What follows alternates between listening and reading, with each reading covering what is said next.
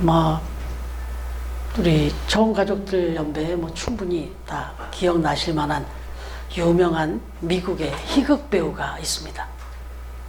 찰리 채플린이라고 하는 코미디언, 희극 배우이면서 또 자기가 직접 영화를 만들어서 감독도 하고 심지어는 그 영화를 제작을 다 감당하기도 했던 아주 만능 그런 엔터테인먼트였죠. 근데 이분이 우리가 이렇게 딱 떠올리면 그의 그 캐릭터가 딱 생각나잖아요.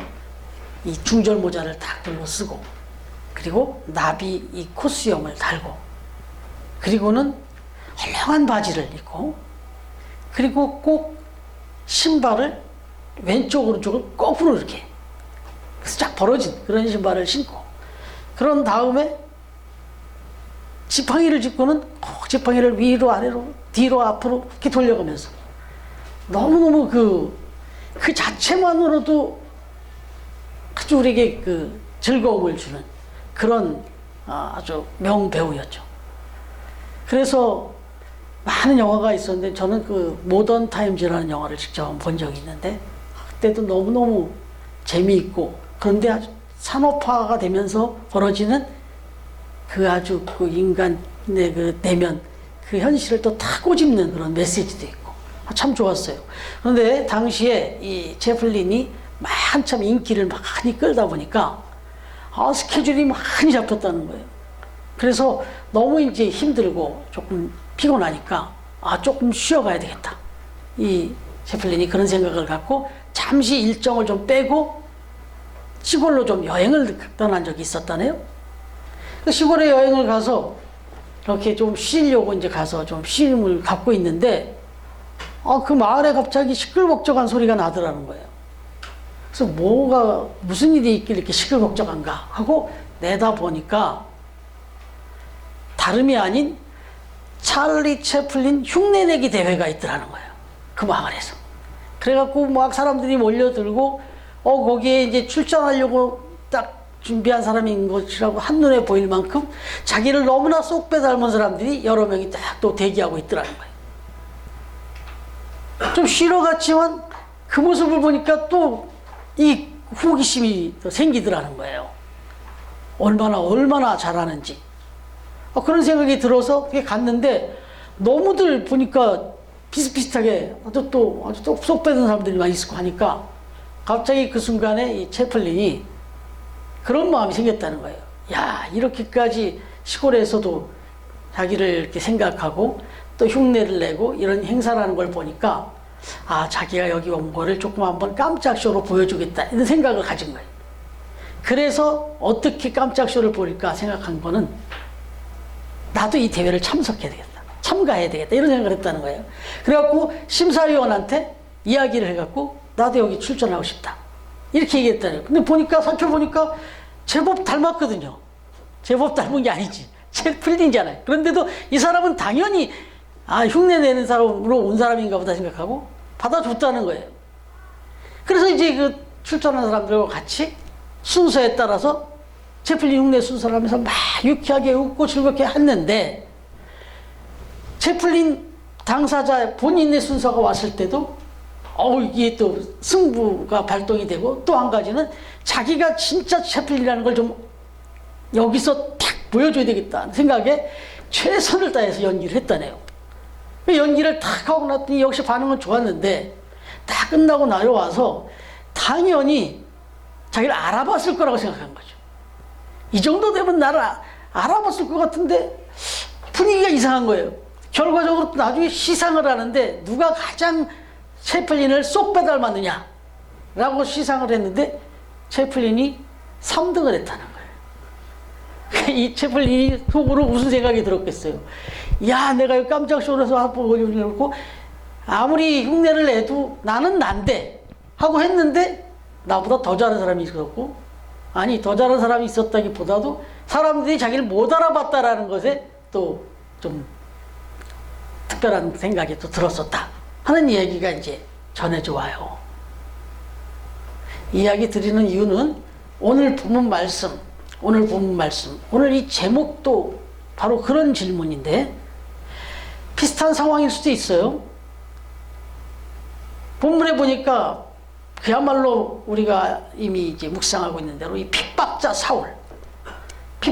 사울이 다메섹 도상에서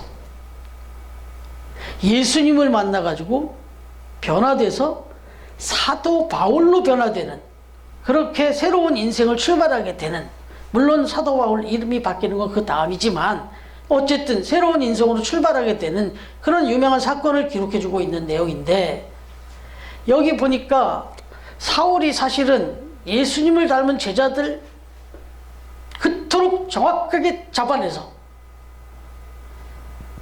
그야말로 그들을 찾아내서 핍박을 하고 가두고 그랬던 인물이에요.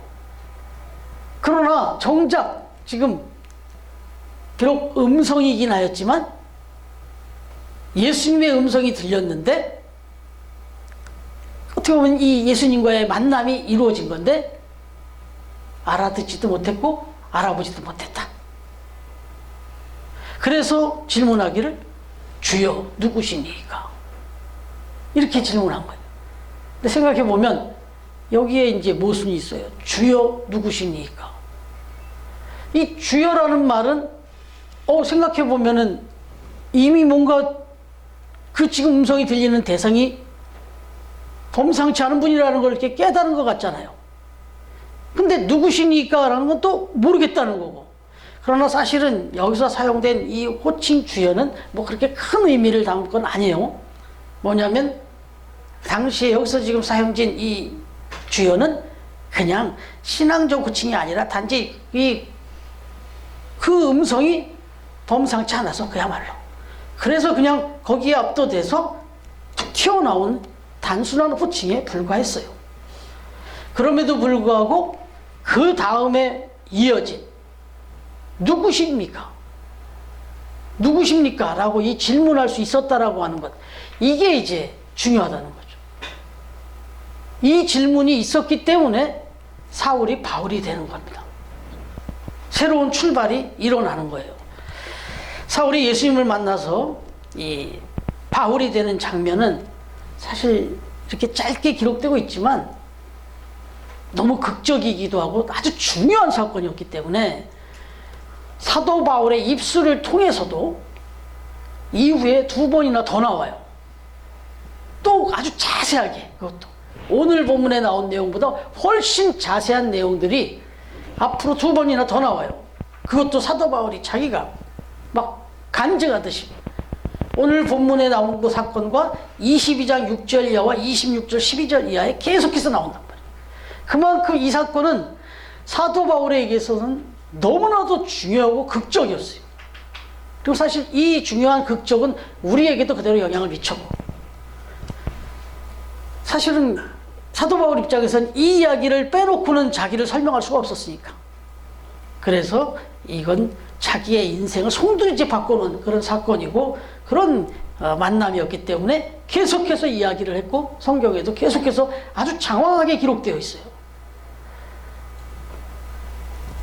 뭐 박지성 선수나 이영표 선수한테 자기의 축구 인생을 물으면요, 꼭 빼놓지 않고 얘기하는 사람이 있어요. 그건 히딩크예요. 중요한 만남이었기 때문에, 극적인 만남이고 중요한 만남이었기 때문에 뭐 이보다 더한 거죠, 사도 바울은. 그런데 진짜 중요한 것은 그렇게 극적인 변화를 일으키고 극적인 인물로 이렇게 변화된 사울이 바울이 된 이 부분보다 더 중요한 것은, 적어도 오늘 이 성경에서 우리가 관심을 가져야 되는 것은 바울이 아니라 그를 만나주신 예수님이라는 거죠. 부활하신 예수님이 이렇게 극적으로 나타나서 이 바울을 만나주셨다라고 하는 거예요. 지금 바울이 예수님을 만나러 갔던 게 아니잖아요. 바울이 예수님을 막 찾아다녔던 게 아니라 예수님이 바울을 찾아오신 거고 만나주신 거라는 거예요. 생각해보면 이 사울의 입장으로만 놓고 보면 어쩌면 그가 죽을 때까지도 예수님을 만날 수가 없었던 사람이었다. 왜요? 그는 자기 철학이 분명했어요. 자기 나름대로의 신앙도 분명했어요. 그래서 자기 철학, 자기 신앙 가지고 그렇게 하나님을 믿는다고 하면서 오히려 예수님을 추종하는 사람들을 잡아 죽이러, 그리고 다메섹까지 지금 나아가는 그런 사람이었다고요. 지금 이 예루살렘에서 다메섹까지는요 한 250km나 된다고 그래요. 걸어서 그 먼지 나는 길을 그렇게까지 찾아가서라도 한 명이라도 더 잡아서 감옥에 집어넣어야 되겠다고 생각한 사람이 사울이었다고요. 이런 사람이 어떻게 예수님을 자기가 찾아서 만나겠어요? 죽었다 깨도 그럴 수가 없는 거죠. 그런 사람을 누가요? 예수님이 찾아오시고 만나주셨다. 사실 생각을 해보면 지금 여러분 앞에 서 있는 저도 제가 예수님을 찾아서 예수님을 만날 수 있었을 확률은 제로예요, 제로. 제가 예수님을 찾아서 예수님을 제가 만난다? 직접 찾아가서 만난다? 그럴 확률은 전 제로예요. 정확히 말씀드리면 예수님이 찾아오셨고 예수님이 만나주셨기 때문에 제가 오늘 여기 서 있습니다. 여러분들 내면으로 한번 들어가 보세요. 여러분들이 무슨 수로 예수님을 알고 예수님을 찾고 예수님을 만나겠어요? 예수님께서 여러분을 찾아와 주셨고 여러분을 만나 주신 거예요.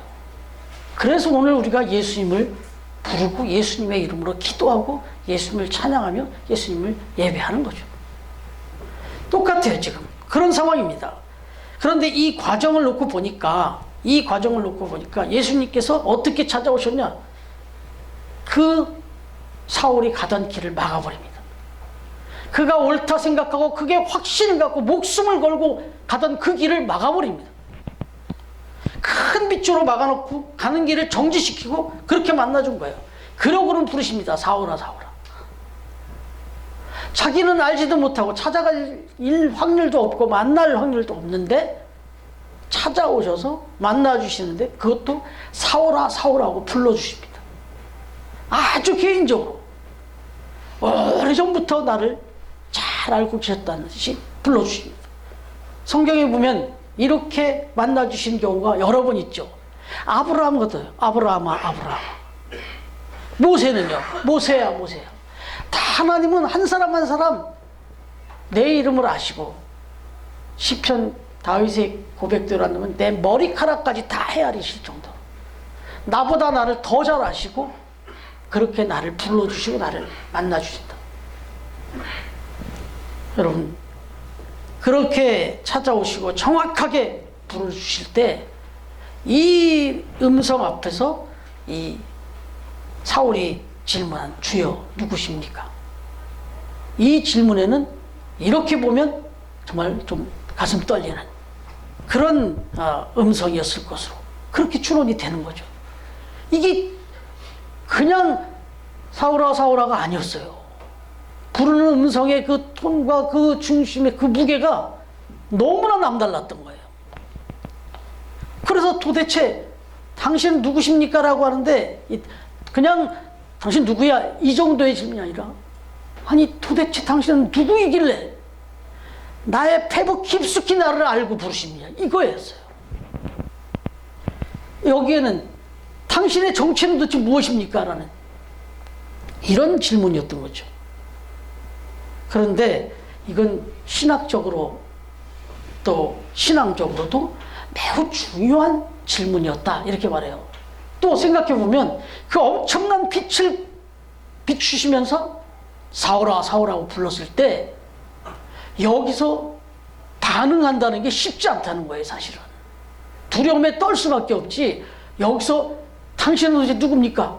누구십니까? 라고 이렇게 당당하게 당돌하게 물을 수 있었다는 거 이건 또 높이 평가합니다.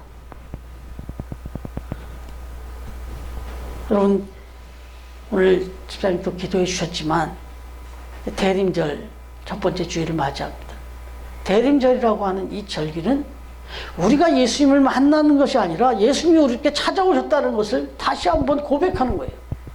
그리고 또다시 우리 힘으로는 어쩔 수 없고 부끄러운 우리의 모습으로는 감히 주님 앞에 하나님 앞에 나올 수 없지만 찾아오시기에 우리가 맞이할 수 있는 거예요.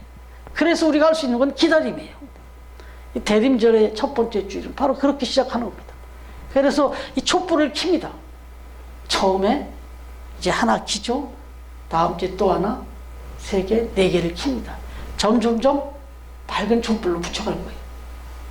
빛이 되어서 찾아오시는 주님을 대망하면서 기다리는 마음으로 촛불을 밝히면서 주님을 기다리는, 우리가 찾아갈 수가 없어요. 기다릴 수밖에 없어요. 지금 우리로서는, 죄인된 우리로서는.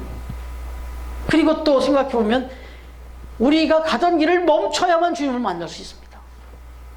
내 생각, 내 뜻, 내 고집, 내 어떤 그 경험으로 그렇게 내 잘난 맛에 살던 그 부분을 내려놔야만 주님을 만날 수 있다는 거예요. 그래서 가던 길을 멈추게 하시고 만나게 하셨습니다.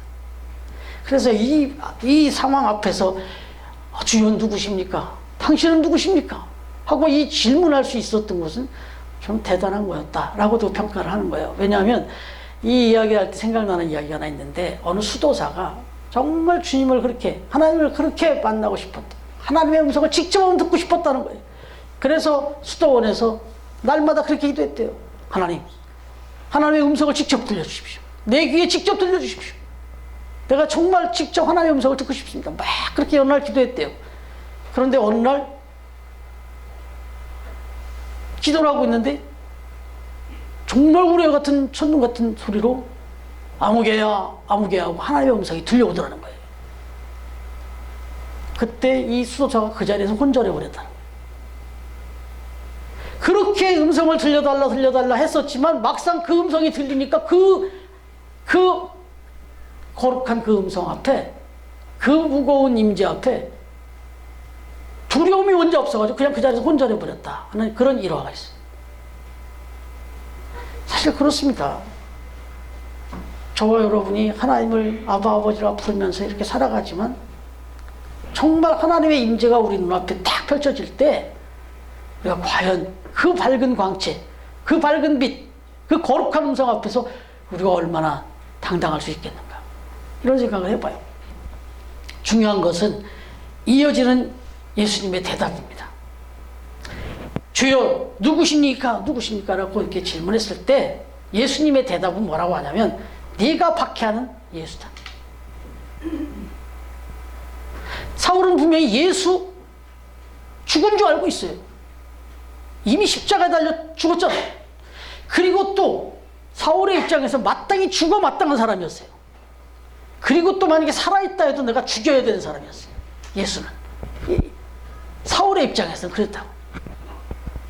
그런데 그 예수가 살아있을 뿐만 아니라 지금 자기 앞에 나타나서 그 어마어마한 광채로 임재하셔서 사울아 사울아 하고 자기를 부르시더란 말이죠.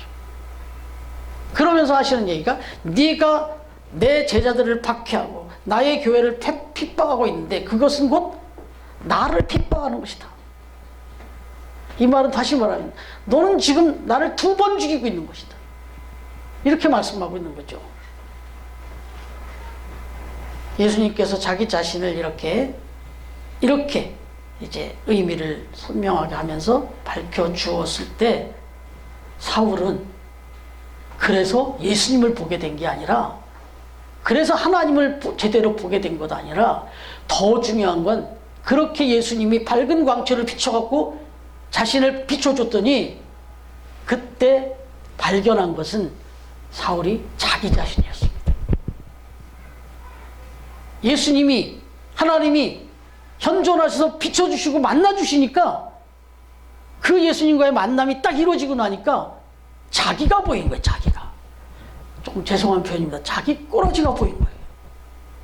내가 얼마나 어리석었고 내가 얼마나 중한 죄인인지를 깨달은 거예요.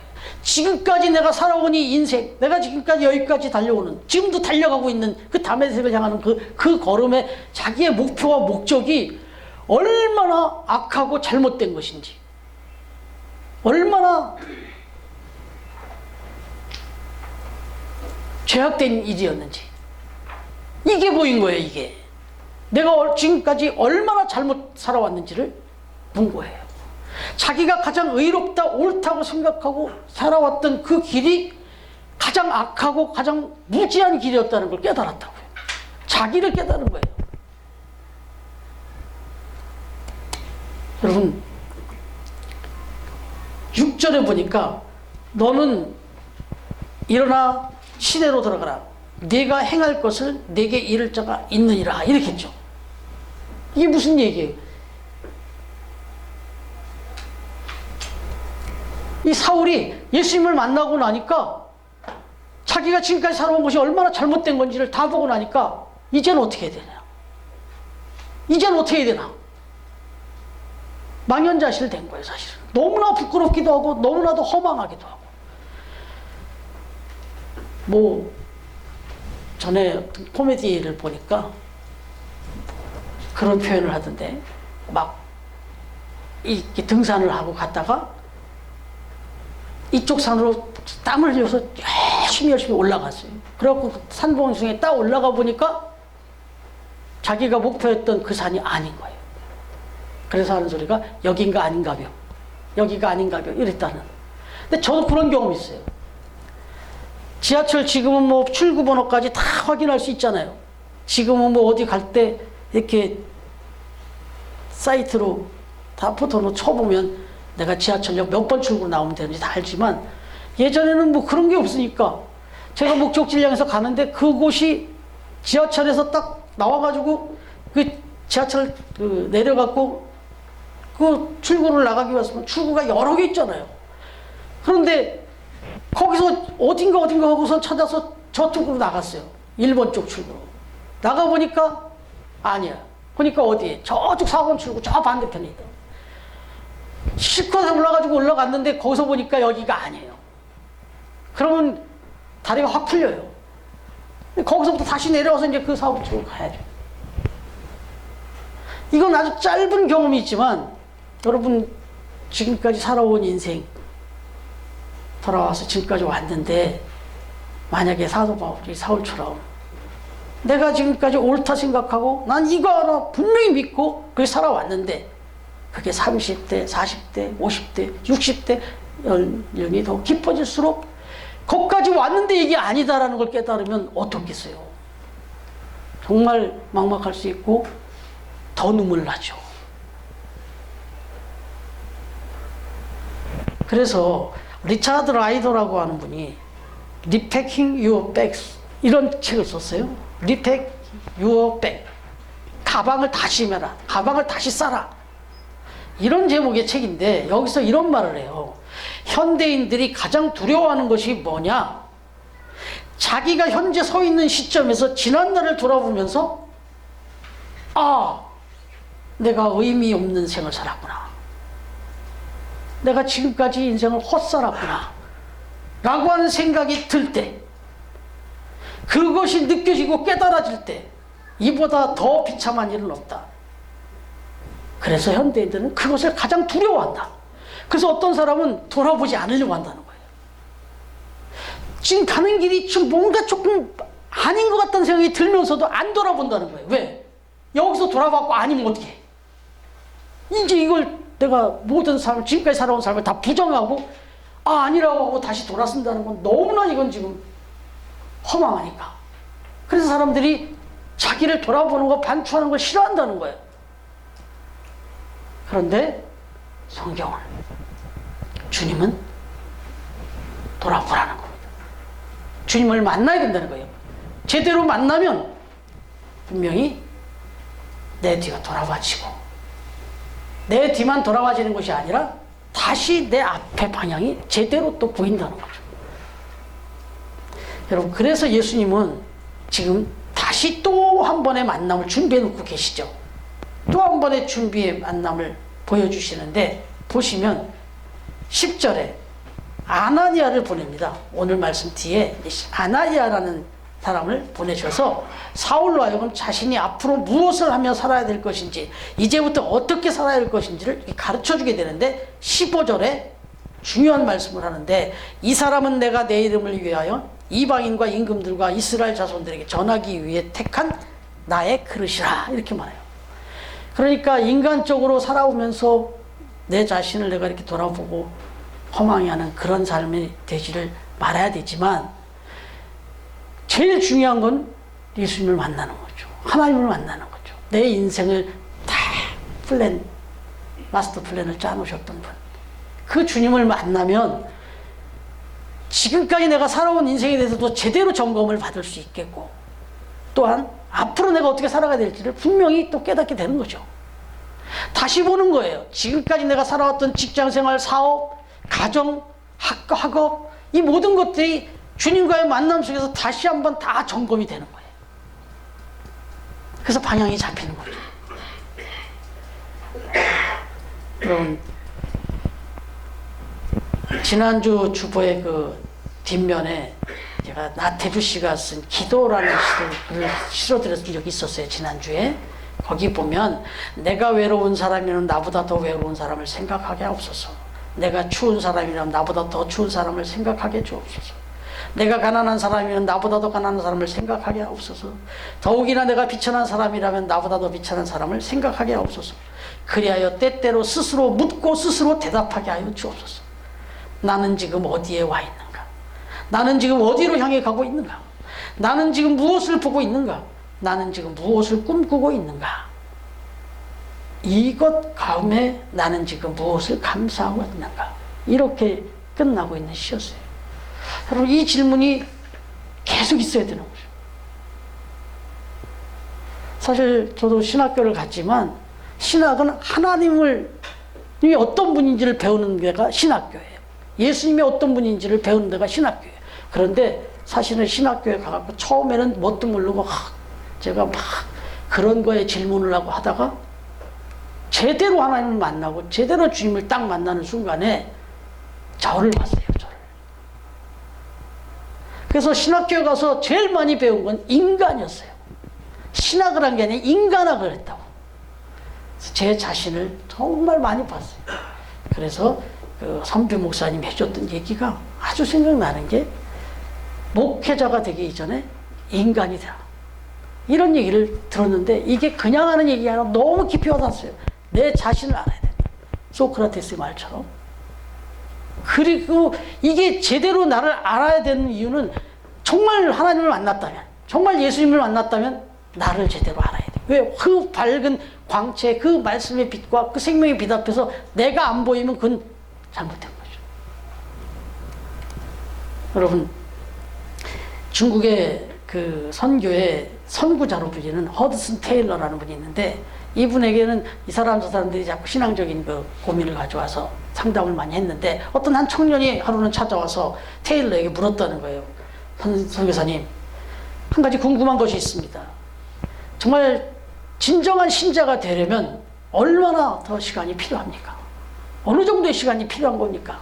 제대로 된 신자가 좀 되고 싶은데 어느 정도의 시간이 필요한 겁니까? 라고 물었다는 거예요. 그랬더니 허드슨 테일러가 대답하기를 자네 램프에 불을 붙이면 빛이 밝혀지는데 얼마나 걸리는가? 얼마나 걸린다고 생각하는가? 그렇게 물었어요. 그랬더니 그야 램프에 불을 붙이는 순간에 바로 밝아지죠. 마찬가지일세.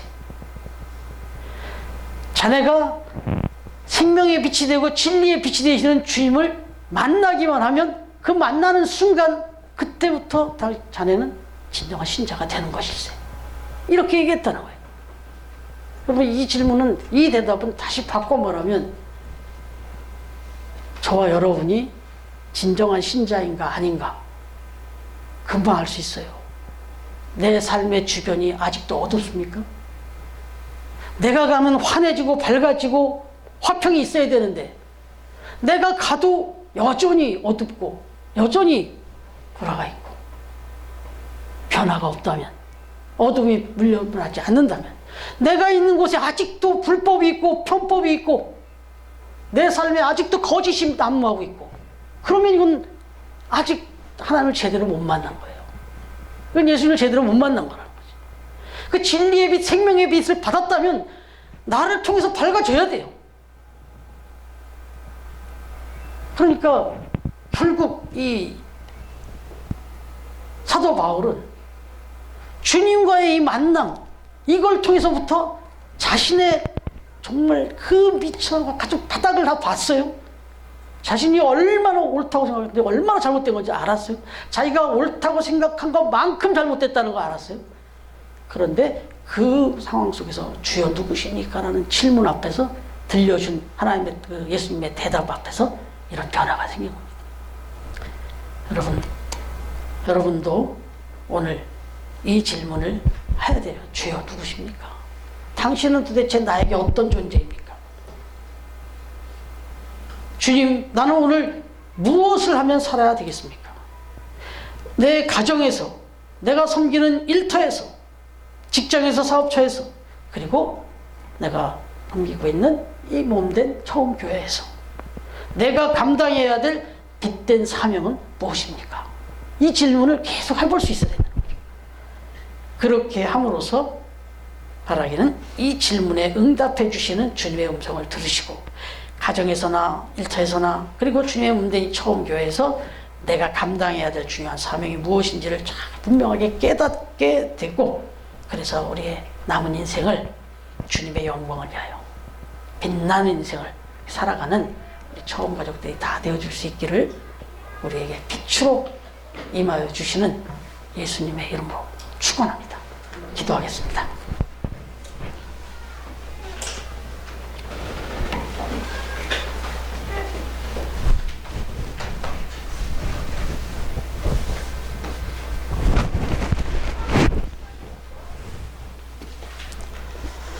하나님 아버지 감사합니다.